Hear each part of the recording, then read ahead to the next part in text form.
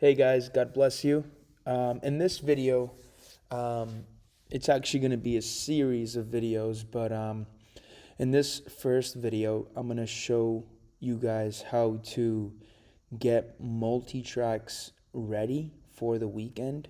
The way that I've been doing our multi-tracks in our church is I run multi-tracks in arrangement view, and my idea was to prep multi-tracks in a way where I do it once and that's it.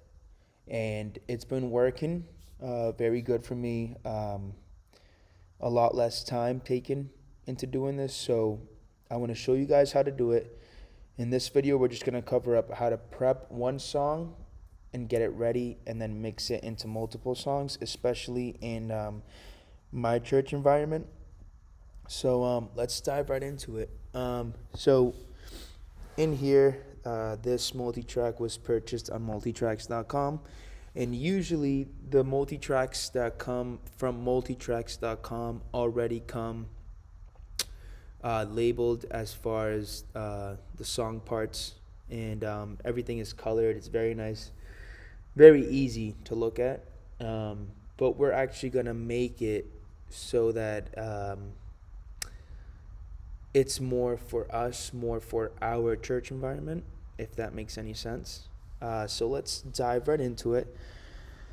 First of all, what we're going to do is we're going to warp some of these tracks in case we need to change keys and in case we need to change the tempo of the song. We can do that easily. So how I like to warp my tracks is I like to get all the instruments. We're actually going to go over here, get all the instruments, and you want to just come here to warp down here on the bottom, and you want your warp type to be complex. And then if there's any I didn't grab all the instruments.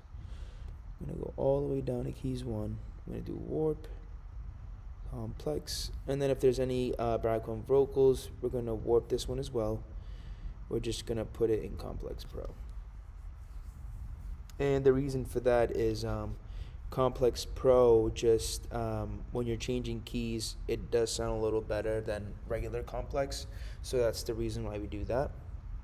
All right, so once we got that done, we're going to open up this tab here, and we're going to bring in some stuff into this project to prep our multi-tracks. So if I can remember where I put this in documents, and then I'm going to go here,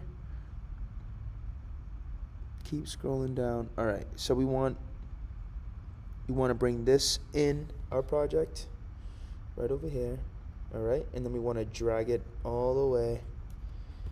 And what this is going to do is it's going to set the tempo for the song.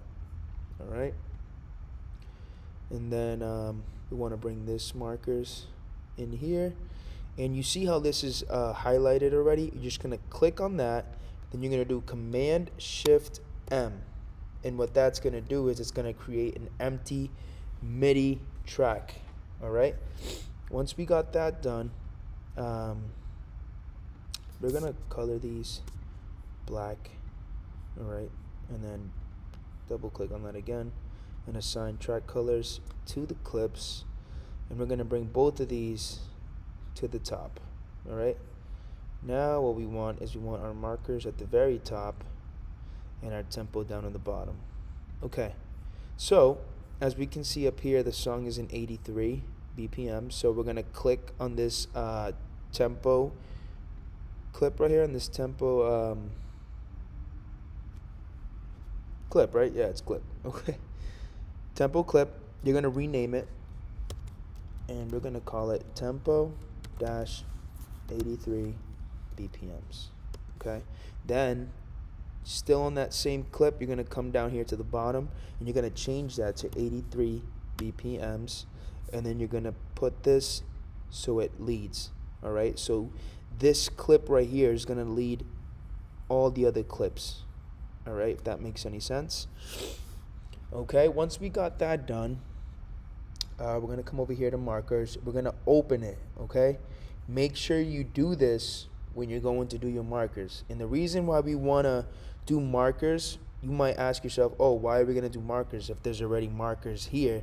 But the reason we do it is because when we go and transfer this Multitracks into a different project, say you wanna add multiple songs, these markers will no longer be there. So that is why we do our own markers.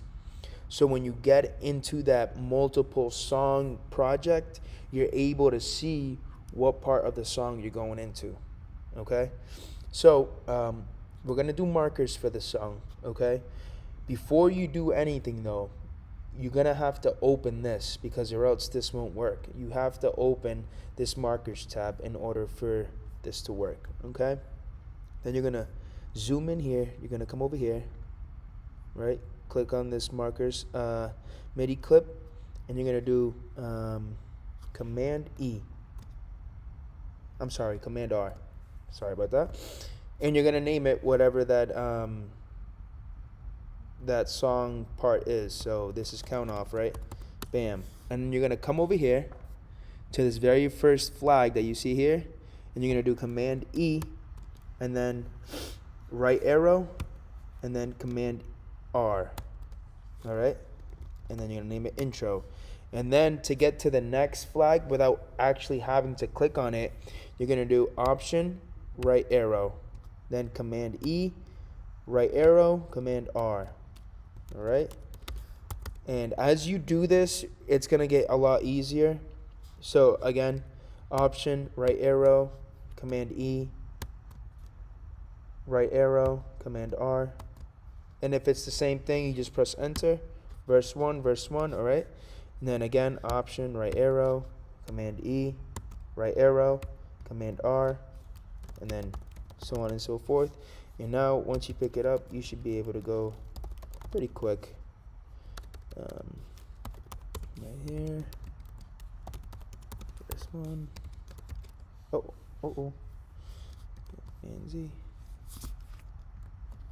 Do verse 1, pre-chorus, chorus. Oh, I didn't have to write that again. And then instrumental. Oh. Bridge.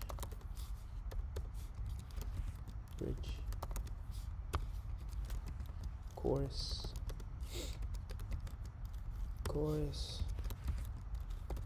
Bridge. That's bridge. And then we have ending. Okay. So you now have all your song parts ready to go. Okay. The next thing that I like to do is I actually like to rename the click track. I'll just rename it click, capitals, right? Same thing for guide. And I like to highlight them black as well. Okay. All right. Once we have that done, pretty much what I'm trying to do is separate what guides the team, right? What guides the team, what guides the band, and then our multitracks. So then what I like to do is I actually like to group the multitracks. So you pretty much, you click on the first track, right? And then you hold shift, click on the last track. Oh, do it again. And then you just do Command G, and that'll give you a group. And then Command R to rename it. So this is Mi Sanador, right? MSN. And then bam. So now your tracks are almost ready. It literally takes 5 minutes. Once you get this going, you're good to go. Okay, so you're gonna do that.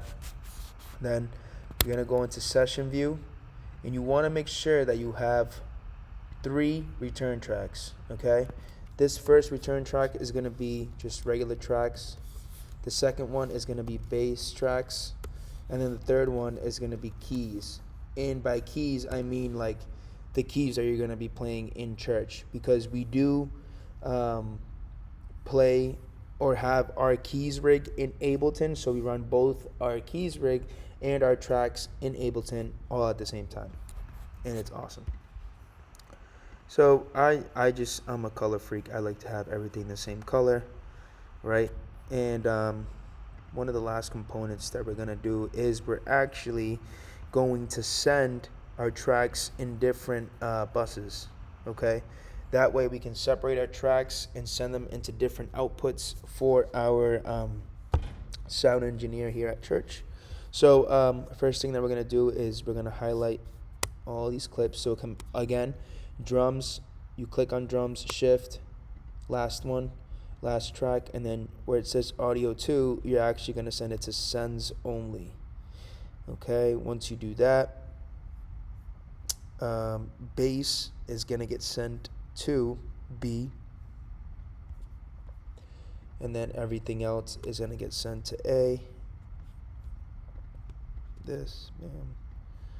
Okay, and then while I'm here, I also like to shut off the tracks that we usually almost never are going to use here at church. So for instance, most of the like 99% of the time we always have a drummer, so we're going to take that off. Most of the time we do have a bass player, so we're going to turn that off. Electric guitars, we're going to turn that off. And then piano, turn that off. Background vocals, we usually have 3 singers, so we don't really need the background vocals unless if it's something, that we actually do need.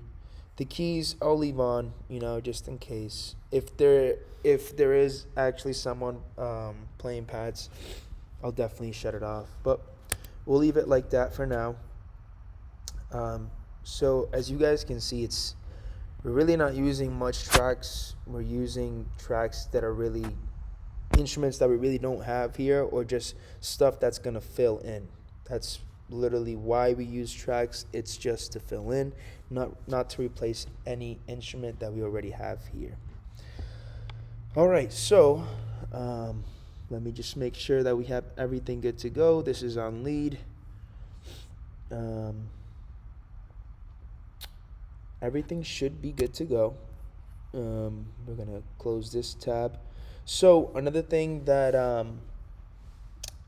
especially if you're doing your tracks arrangement at home rather than in church, you're not gonna have the ability to change what output you want it to go to. But the last thing that you do have to do is these buses, you want to send them to external out, okay? And this goes for all of them, and it also goes for guide audio 2. You want this to go to external out, and this click, you can also send it to external out. We won't use this click, we'll use the Ableton click. This is just in case of an emergency, so we can actually turn this off, right? And we would turn that on in case something were to happen. Okay, so just make sure that your guide is to external out, and then your buses is to external out. The only thing is that obviously if you're doing this at home, you're not going to be connected to the audio interface that we have here at church, so you won't see the different inputs.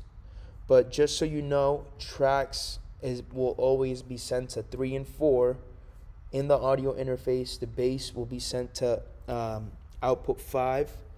The keys will be sent to 1 and 2, and then master, you want Q out and master out on 6, and you also want guide on 6 as well.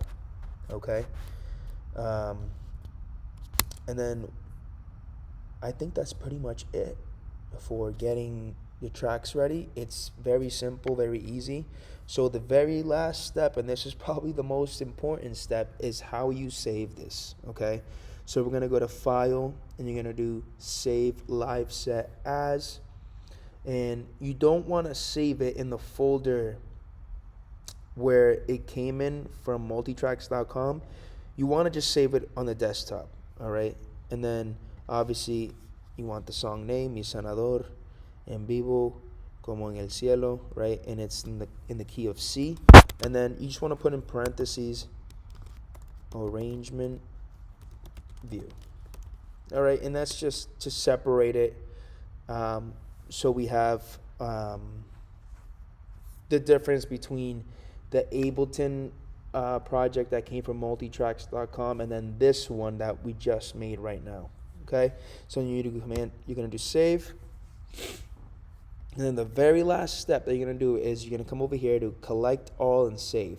And what this is gonna do is it's gonna save all the tracks that we brought into this project. Okay, because what happens is if you just do save and then exit out of the Ableton file, and then go back into that project, sometimes these tracks won't show up because Ableton can't find them. So when you do collect all and save, what Ableton does is it saves all the tracks, everything that you pulled from different folders, it saves it in this project, and that's exactly what we want. So once this is done, you're pretty much ready to go into the next step, which is bringing in different songs into creating a weekend service project. I'll see you in the next video.